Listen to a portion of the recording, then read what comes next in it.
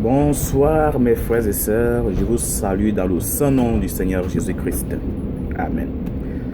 Si je suis là aujourd'hui, c'est pour partager avec vous un autre petit message, comme j'ai l'habitude de le faire.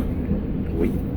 Aujourd'hui, j'aimerais vous parler de savoir remercier Dieu, savoir rendre grâce à Dieu pour chaque bienfait qu'il fait dans vos vies. Ça peut être des choses minimes, mais il faut toujours savoir remercier Dieu. Et pour ça, j'ai eu à préparer un passage, oui, sur Jean, voilà, Jean 5, et Jean 6, verset 8. Voilà, on va commencer la lecture. Alors, un de ses disciples, André, frère de Simon, Pierre, lui dit: il y a ici un jeune garçon qui a 5 pains d'orge et 2 poissons, mais qu'est-ce que cela pour tant de gens? Jésus dit: faites-les asseoir. Il y avait dans ce lieu beaucoup d'herbes. Il s'assit donc au nombre d'environ 5000 hommes. Jésus prit les pains, rendit grâce et les distribua à ceux qui étaient assis. Il leur donna de même des poissons autant qu'ils en voulurent. Voilà. Donc voilà ce qui s'est passé sur, on peut dire, ce lieu, là où Jésus prêchait. Et au fait, il y avait tant de foule, et vu que la foule était là depuis le matin, ils avaient faim. Alors, Jésus dit, on ne peut pas les renvoyer chez eux comme ça, ventre vide. Il faudrait qu'on les cherche quelque chose à manger. Alors, il y a Pierre qui dit à Jésus, même avec l'argent qu'on a, on ne peut pas tous les offrir à manger. Mais il y a là un jeune garçon qui a 5 poissons et 3 pains. Alors Jésus les dit, faites-les asseoir. Faites-les asseoir. Alors, cette foule de 5000 personnes, ils sont assis. Les disciples ne comprenaient pas ce qui va se passer. Alors Jésus prit les 5 pains, les 3 poissons. Il rendit grâce à Dieu automatiquement. C'est-à-dire, Jésus n'a pas regardé à l'obstacle. Et ça, c'est l'erreur que nous, on fait toujours. Nous, on regarde toujours à l'obstacle. Tu imagines, tu as 5000 personnes, quelqu'un il débarque chez toi et te donne 5 pains, 3 poissons pour nourrir les 5000 personnes. Tu vas dire que la personne se moque de toi. Tu vas dire, mais ça, c'est une moquerie. Mais Jésus n'a pas regardé à l'obstacle. Jésus leva les mains, il rendit grâce. Il rendit grâce à Dieu. Et aussitôt, il y a eu multiplication, c'est-à-dire que les 5000 personnes ont mangé, ils se sont rassasiés et il y en a eu des restes. Alors, ce message, c'est pour ces gens qui, parfois, dans la vie, ils ont des difficultés surtout et que surtout ce qu'ils ont, ça ne leur suffit pas d'aller vers l'avant. Alors aujourd'hui, j'ai un secret pour vous. Le plus grand secret, c'est d'inviter Dieu dans ta vie.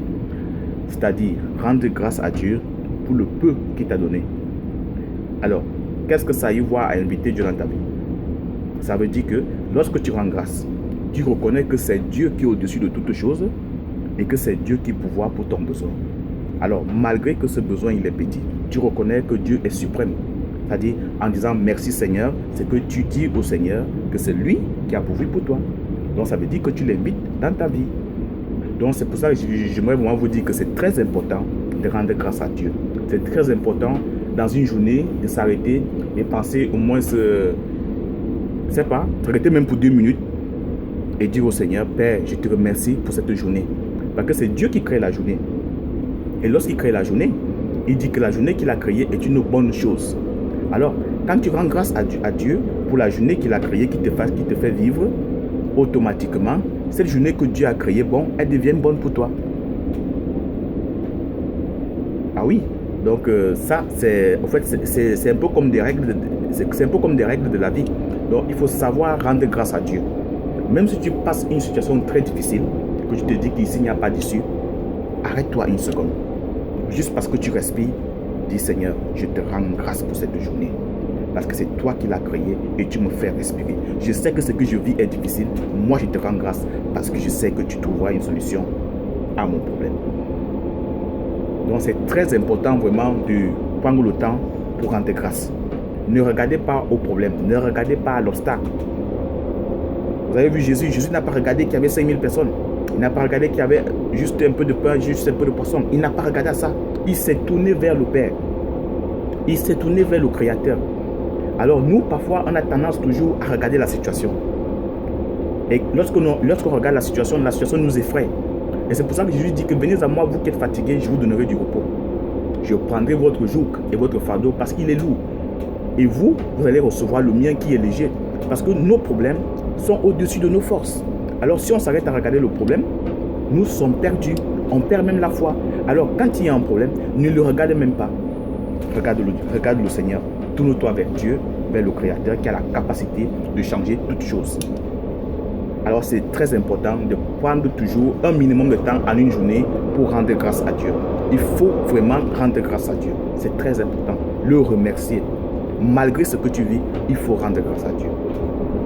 On va encore lire un autre petit passage, ce ne sera pas long, dans Luc chapitre 5. On va aller vite. Luc chapitre 5, verset. Je dis le verset tout de suite. Luc chapitre 5, verset 4. Voilà. Verset 4, il est écrit.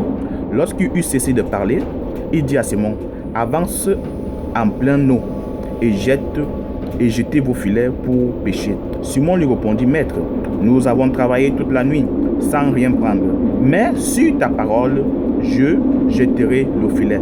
Ayant jeté, ils prirent une grande quantité de poissons et leur filet se rompait.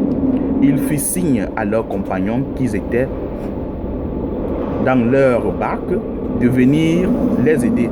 Ils vinrent et ils remplirent les deux barques au point qu'elles s'enfonçaient. Voilà, ça c'est encore un exemple. C'est-à-dire, la Bible nous dit, rendez grâce à Dieu en tout temps et en tout lieu et pour toutes choses.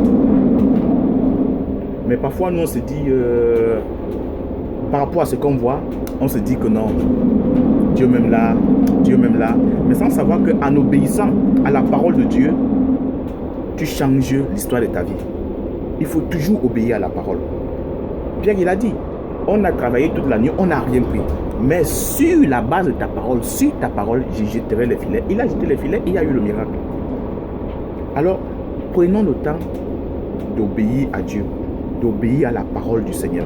Comme il est écrit dans Josué chapitre 1, que ce livre de la loi ne s'éloigne pas de ta bouche, médite-le jour et nuit pour agir fidèlement selon tout ce qui est écrit afin d'avoir du succès dans tes entreprises.